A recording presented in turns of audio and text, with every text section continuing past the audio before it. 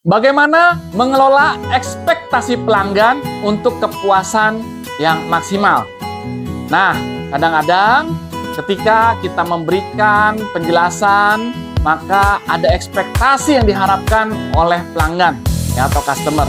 Customer mempunyai harapan-harapan, baik itu dari sisi produk, dari sisi spesifikasi, dari kualitasnya, dari harganya, dari cara pengiriman. Terkadang ketika ekspektasi yang diharapkan oleh customer ini tidak terpenuhi, akibatnya customer akan kecewa.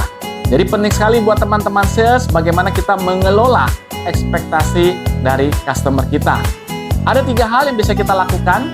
Yang pertama, komunikasi dengan jelas. Ketika kita menjelaskan kepada customer hal-hal apa saja yang perlu kita sampaikan, misalnya produknya, detailnya, spesifikasinya, ketentuannya, cara perawatannya, garansinya. Nah, ini harus jelas.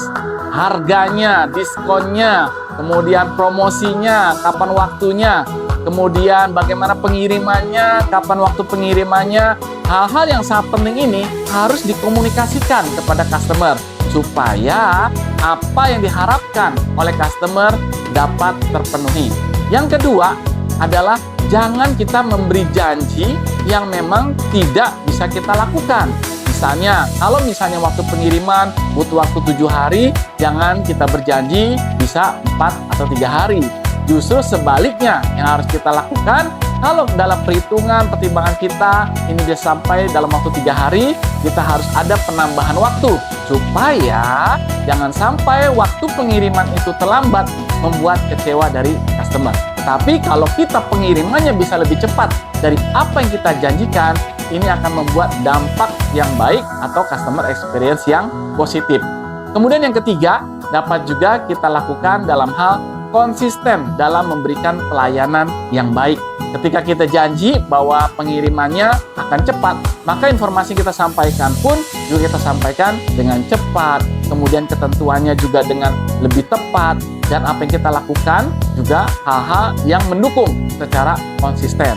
Bagaimana kita bisa berjanji akan ada pengiriman yang cepat kalau misalnya kita tidak menginformasikan bagaimana proses yang terjadi yang dapat diketahui oleh customer.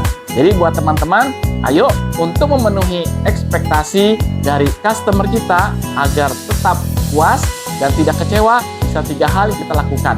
Yang pertama, kita bisa mengkomunikasikan dengan jelas hal-hal yang penting untuk diketahui oleh customer. Yang kedua, kita jangan berjanji melebihi dari apa yang di luar kemampuan dari kita. Kemudian yang ketiga, kita melakukan pelayanan secara konsisten sehingga bisa menunjukkan apa yang kita lakukan sungguh-sungguh memberikan yang terbaik kepada customer.